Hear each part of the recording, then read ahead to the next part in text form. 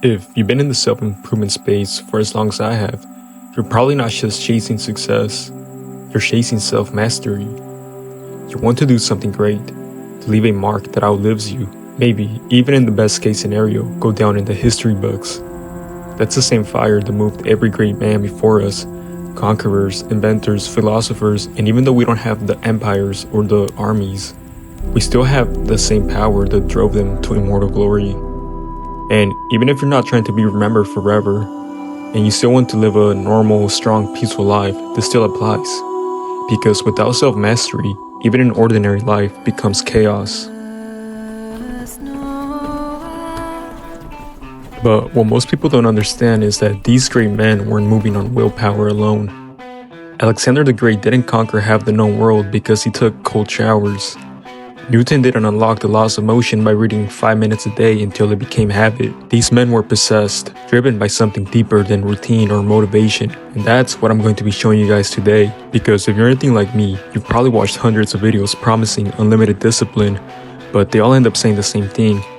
Wake up early, take cold showers, push through the pain, build habits. Sure, the creators may package it differently. Dopamine detoxes, monk mode, grind set, atomic habits. But they all share the same flaw. They all worship the same false god, willpower. And willpower is limited. You can strengthen it a little, but it still drains. Once it's empty, you don't just get tired, you shut down completely. That's what I call the vicious cycle of will. You start strong, you burn out, you crash. Then you start again. Science says it takes about 30 days to build a habit, but most people quit before day 10. The will dies before their identity has a chance to change.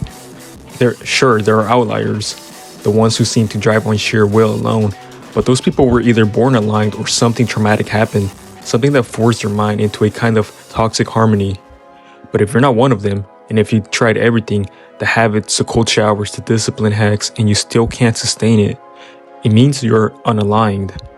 I know it because I've lived this way for years. I wanted to build something great, to escape mediocrity, to control my destiny, but no matter how much I read, watched, or forced myself to grind, I couldn't sustain it. I failed 2 businesses, dropped out of college, spent the night staring at the ceiling wondering why I could start strong but never finish. So I stopped chasing motivation and started studying the men who truly mastered themselves. The emperors, the philosophers, the secret orders that built civilizations. I wanted to understand what they knew. And that's when I found a pattern that existed in every age, every tradition, and every great civilization. A simple truth. The goal isn't to fight yourself, it's to align yourself. Because in a world designed to profit from your impulses, mastering yourself isn't just self-improvement, it's rebellion.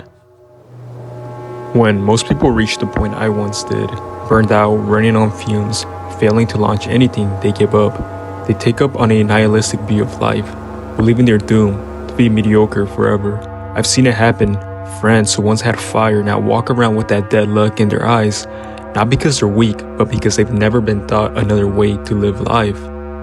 Life beat them into submission, and the world keeps feeding them poison disguised as wisdom. Dopamine hacks, cold showers, and just work harder, bruh.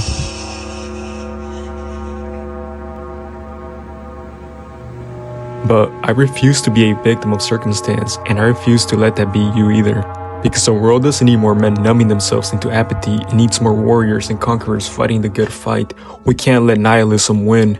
Most people, when they get burned out, assume they're weak, but they couldn't be more wrong. The real problem is that they've been trying to tackle life with one weapon, willpower. And willpower was never meant to carry the whole weight of the soul.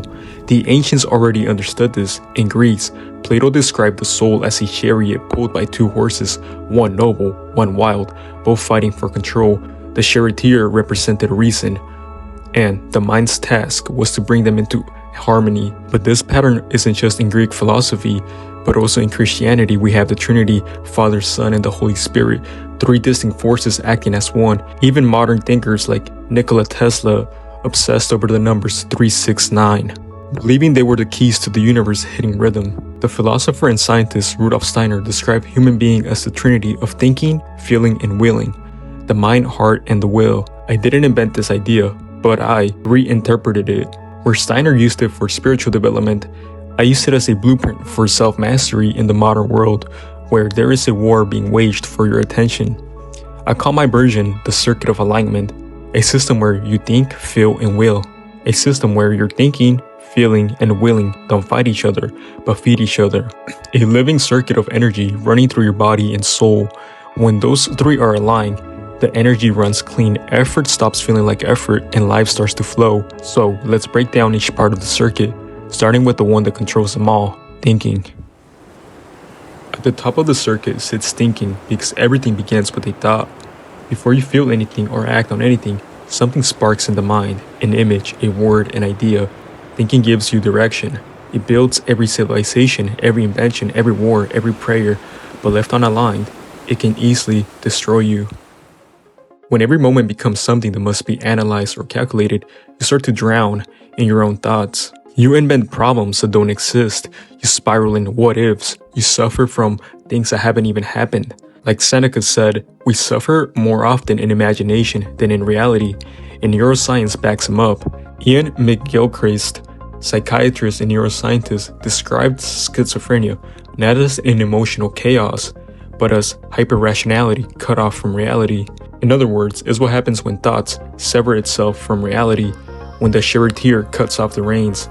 Overthinking is self-harm. It is the left hemisphere of the brain eating itself alive. But the same force that can destroy you can also remake you. Everything that has ever existed first began as a thought, from the wheel to the internet, to the idea that maybe I can change. The mind is the forger of reality. That is why you must be careful with the thoughts you let live. Modern science now confirms what the mystics already knew. The brain doesn't distinguish between vivid imagination and real experience. When you visualize with imagination, you're not manifesting in some corny new age sense. You're literally reprogramming your nervous system. Visualization is neurological rehearsal. It is how the elite athletes prepare. It's how Newton, Leonardo, and Tesla lived entire lives in the architecture of their own thought before pulling it into the world. Thought is power, but only when you command it. If you don't control your thinking controls you. And that's how you end up in unwanted cycles. Not because you're cursed, but because your own thoughts keep choosing the same story. That's why how you view yourself matters more than anything. Most self-improvement starts from self-hatred. I need to get jacked, I need to get rich, I need to prove them wrong. But when you move from need, you're saying I lack. You're creating from the assumption that you're not good enough, and reality simply obeys. If you see yourself as a loser, then losing will feel right. If you see yourself as someone trying to make it, then you'll keep trying forever. But if you start to see yourself as a winner, as someone destined for greatness, failure feels wrong. You'll start to eat right, train, and do the boring work because that's what the best do. You're not forcing discipline, you're acting in accordance with your nature. That's why affirmation and visualization aren't coping mechanisms, they are acts of identity formation. They decide who sits in the chariot, the fearful mind or the commanding one. And to my brothers in Christ watching this, it goes even deeper. When Moses asked God what his name was, he answered, I am that I am. So every time you say I'm worthless, I'm weak, I'm not enough, you take the name and use it in vain. Negative self-talk isn't humility, it's blasphemy. You're speaking falsehood into being. Prayer, meditation, and reflection, these are ancient technologies for aligning the mind. They clear the static, reset the current, and remind you of who you are. You're not trying to stop thinking, you're trying to purify it. Because to think clearly is to live clearly, but thinking alone isn't enough. Knowledge without movement dies in the mind, and as we know, most people don't act on what they know, they act on what they feel. That is why the next part of the circuit matters so much. In the middle of the circuit sits feeling, the bridge between thinking and willing. Normies, for the most part, act out of feeling. You're hungry, you eat. You're tired, you sleep. You're bored, you scroll. Your feelings drag you through life, only ever doing something productive when someone else tells them what to do. For example, your boss or a teacher giving you directions on things to do. But for the most part, this is as far as your thinking capabilities go. But self-improvement flipped the polarity. Where normies obey emotion, the hustle culture tries to erase it. You get psyoped into thinking discipline means turning into a machine. You think discipline means feeling nothing. You fast, you grind, you monk mode your way into emotional paralysis. And sure, it makes you productive for a while, but you become hollow. You've cut the very circuit that fuels your drive, and eventually you burn out. Why? Because you're not mentally sick. You're not emotionally hurt like a lot of these guys are. A lot of these self-improvement gurus still build themselves as unworthy and unlovable, so they build a mask from shame and call it discipline. Vulnerability, compassion, even joy threatens to expose the fragile self beneath it, so they amputate emotion and mistake numbness for strength. While yes, they might be successful, the field that got them there came from a place of hate. And if you grew up normal with two loving parents, what fuels them is not going to fuel you. Not to say that my system won't work for you if you're psychologically ill, because it will. This system will help anyone. I'm just bringing this up to acknowledge the outliers and why it's important to first of all change the way you view yourself. When you truly change who you are, when you become the most powerful, best version of yourselves, you don't need a mask. You don't care if tears make you look weak. Let them find out for themselves how weak you truly are. And no, I'm not saying to cry when you stub your toe or to become Jordan Peterson. That's childish. There's a different kind of crying. When you witness greatness and it fills you with vitality because it points to a truth beyond words. Think of Richard Lionheart and Saladin, two enemies who recognize nobility in each other. Stories like that bring you to the edge of tears because they reveal something language can't carry. Or look at Jerry Prohashka, almost crying tears of joy after watching his rival Alex Pereira win. The same man who had knocked him out twice already. That's not weakness, that's reverence. That's the soul alive enough to honor greatness. Every great man who has shaped the course of history felt deeply and was attuned with his emotions. Julius Caesar cried before the statue of Alexander the Great.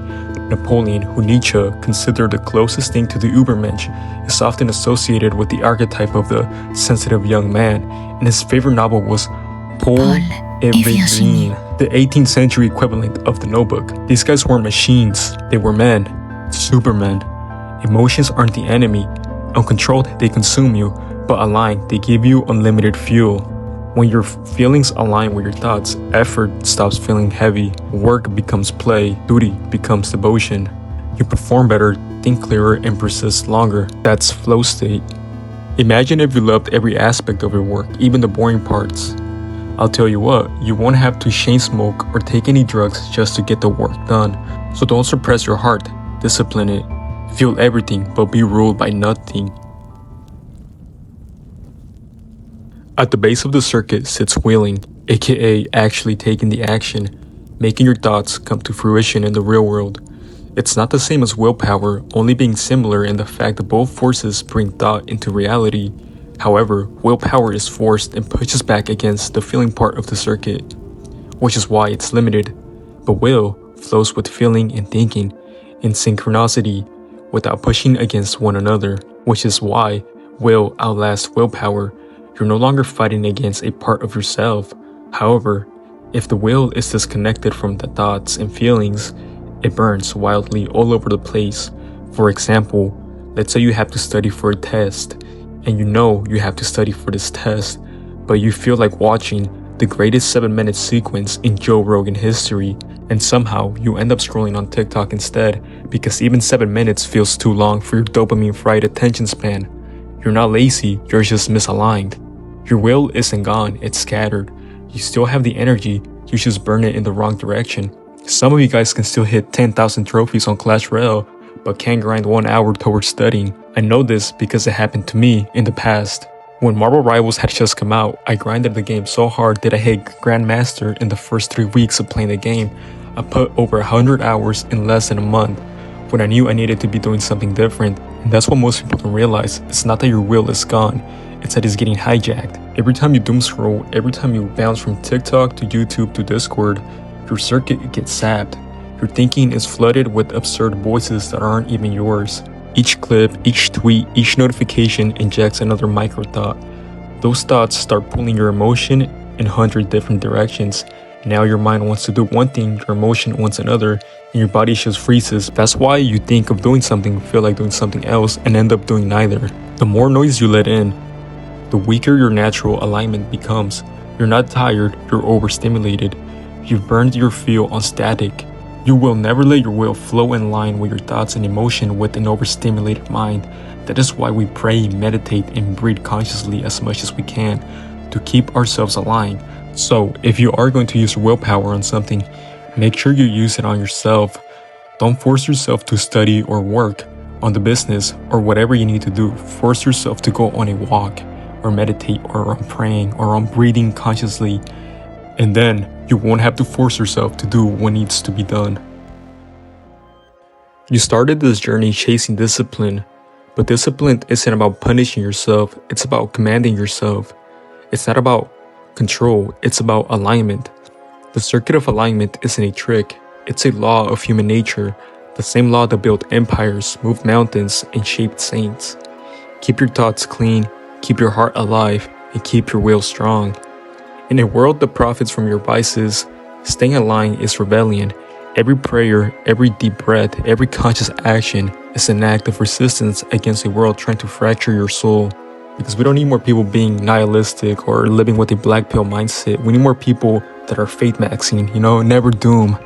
We need more people willing to fight the good fight. So I just hope this video helps you guys to master yourself, the same way it has helped me. So master your circuit, align your thinking, feeling, and willing, and watch reality obey. Thank you guys for watching.